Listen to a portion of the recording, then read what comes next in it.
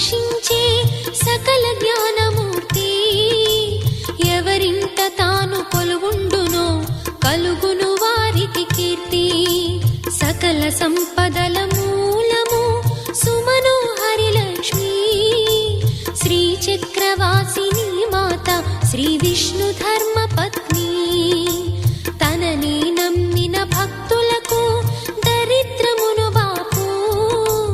కొలిచెడి వనితల కొంగులలో బంగారము నింపు. అష్టలక్ష్ముల రూపున అవతారం దాల్చినది. కష్టములను తొలగించగా భూమిలో వెలసినది. లక్ష్మీదేవి కథ శ్రీ లక్ష్మీదేవి కథ. లక్ష్మీదేవి కథ శ్రీ లక్ష్మీ